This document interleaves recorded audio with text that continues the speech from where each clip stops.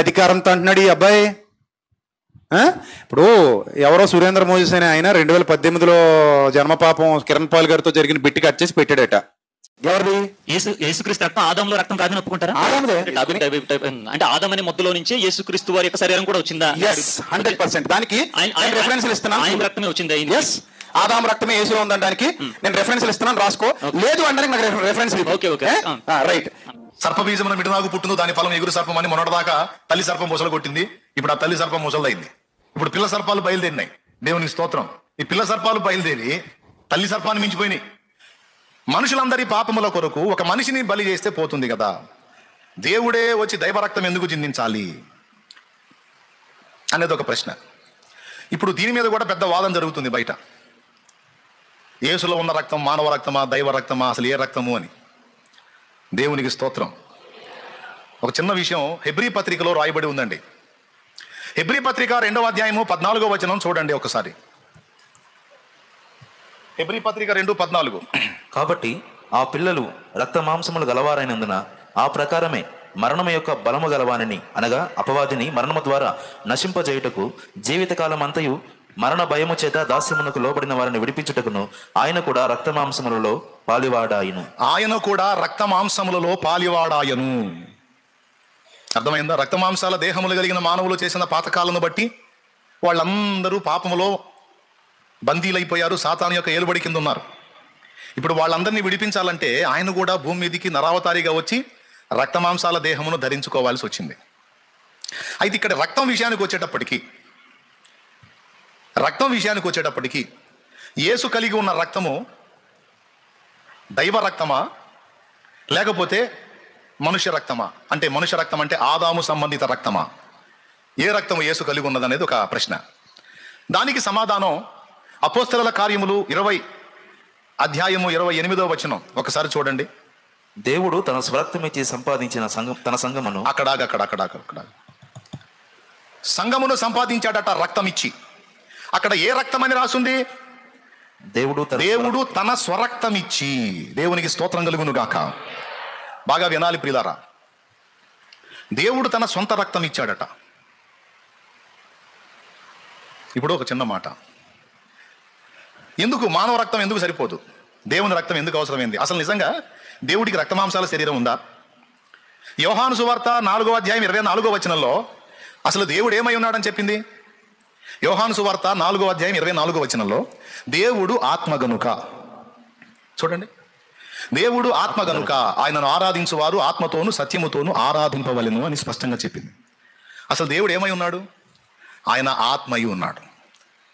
ప్రభు కూడా ఏం చెప్పాడు? ఆత్మయే జీవింపజేయును కానీ శరీరము కేవలము రైట్. ఆత్మ శాశ్వతమైనది, శరీరము తాత్కాలికమైనది.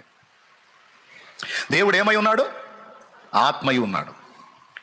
ఇప్పుడు ఆత్మయి ఉన్న దేవుడు సృష్టించినటువంటి ఈ సృష్టి మొత్తం పాపము చేత బందీ అయినప్పుడు, నరకపాత్రులైపోయినప్పుడు వీళ్ళందరినీ విమోచించడానికి వీళ్ల వంటి దేహాన్ని ధరించాల్సి వచ్చిందట ఆయన కూడా. ఎందుకు? తన పిల్లలు రక్తమాంసములు గలవారైనందున వారిని విమోచించడానికి ఆయన కూడా రక్తమాంసాలలో పాలివాడు కావాల్సి వచ్చిందట. అయితే ఇక్కడ గమనించాల్సింది ఏంటంటే యేసు ప్రభు యొక్క పుట్టుక. ఇప్పుడు ఆయన భూమి మీదకి రావాలి. ఎలా రావాలి? ఆయన ఉన్నట్టుగా రావడానికి కుదరదు. ఆయన ఆత్మయ్య ఉన్నాడు, అనంతుడై ఉన్నాడు, సమస్తం ఆయనే యందు ఉన్నది. కాబట్టి ఇప్పుడు ఆయన ఏం చేశాడు తెలుసా? ఫస్ట్ తన స్వరూపాన్ని, దేవునితో ఈక్వల్గా ఉన్నటువంటి తన ఆధిక్యతను వదిలిపెట్టుకొని సమస్త విశ్వాన్ని తన యందు కలిగి ఉన్నటువంటి ఆ ఔన్నత్యాన్ని వదిలేసి తన సృష్టిలో భూమి ఒక భాగం, ఆ భూమిలో ఉన్నటువంటి మనుషులలో ఒక చిన్న మనుషుడుగా ఆయన కూడా రావాల్సి వచ్చింది. అలా వచ్చేటప్పుడు ఆయన కూడా మరి రక్తమాంసాల దేహం అవసరమైంది. అయితే ఇక్కడ భార్యాభర్తలు, వివాహమైనటువంటి భార్యాభర్తలు ఇద్దరికీ పిల్లలు పుడతారు సహజంగా ప్రకృతి ధర్మం ప్రకారం. అయితే ఆ విధంగా ఒకవేళ దేవుడు భూమి మీద జన్మిస్తే, తల్లిదండ్రులకు ఒక శిశువులాగా జన్మిస్తే ఏదో అభ్యంతరం ఉంది. అందుకే పురుష స్పర్శ ఎరగని ఒక కన్యను దేవుడు ఏర్పరచుకున్నాడు. ఇది వాస్తవమా కాదా? ఏ అభ్యంతరం లేకపోతే భార్యాభర్తలు ఇద్దరికి సహజంగా అందరూ పుట్టినట్టు, నువ్వు నేను పుట్టినట్టు ఏసై పుట్టొచ్చు. కానీ అలా కాకుండా పురుష స్పర్శ ఎరగ ఒక కన్యకు ఎందుకు పుట్టాడు అంటే భార్యాభర్తలకు అందరూ జన్మించినట్లు ఆయన కూడా జన్మిస్తే ఏదో మొత్తానికి తేడా జరిగిద్ది. ఏం జరిగిద్ది? సింపుల్గా చెప్పాలంటే ఆదాము నుంచి మానవ జాతి మొత్తానికి కూడా పాపము సరఫరా అవుతూ వచ్చింది.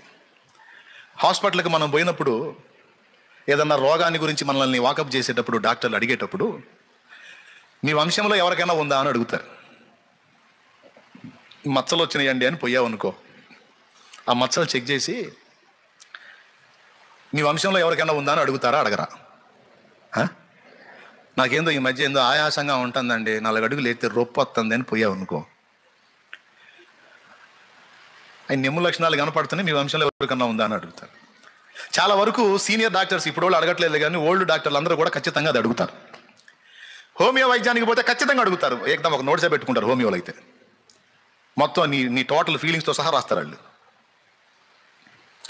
హోమియో మెడిసిన్ పర్ఫెక్ట్గా కానీ సింక్ చేయగలిగితే చాలా అద్భుతంగా పనిచేస్తుంది అది. అందుకే వాళ్ళు పాపం ఒక పేషెంట్ దగ్గర దాదాపు అరగంట సమయం వెచ్చిస్తారు, అడిగి అడిగి అడిగి రాస్తానే ఉంటారు.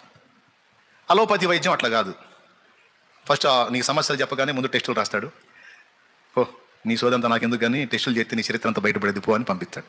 ఇప్పుడు అదే వెనకటి వైద్యులు కానీ మీరు గమనించినట్లయితే పెద్దవాళ్ళు మీకు తెలుసు, వెనకటి వైద్యులు వాళ్ళ దగ్గరికి పోయినప్పుడు ఫస్ట్ వాళ్ళు ఏమడుగుతారు? మీ వంశంలో ఎవరికైనా ఇట్లా ఉందా అని అడుగుతారు.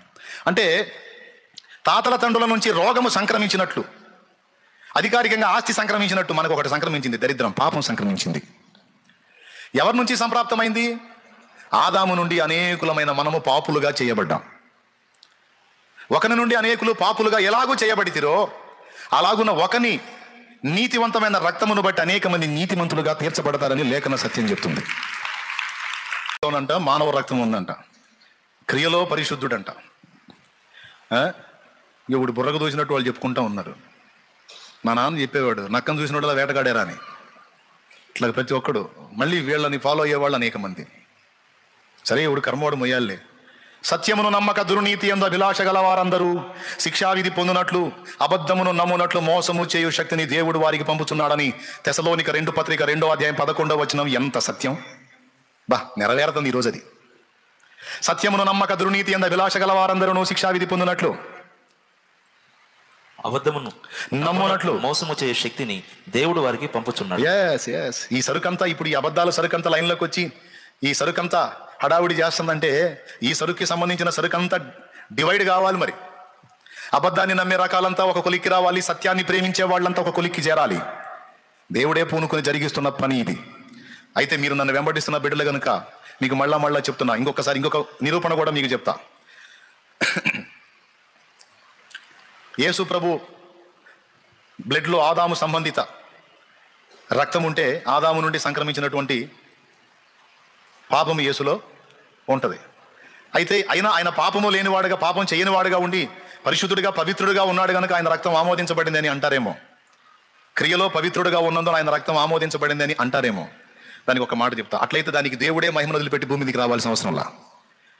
ఒక సంవత్సరం పుట్టి 1 సంవత్సరం అయినటువంటి పసిబిడ్డకి మరి క్రియాపాపం ఏది ఉండదు, క్రియాపాపం ఏది ఉండదు. ఎందుకంటే వాడు క్రియలో ఏ పాపం చేయడు.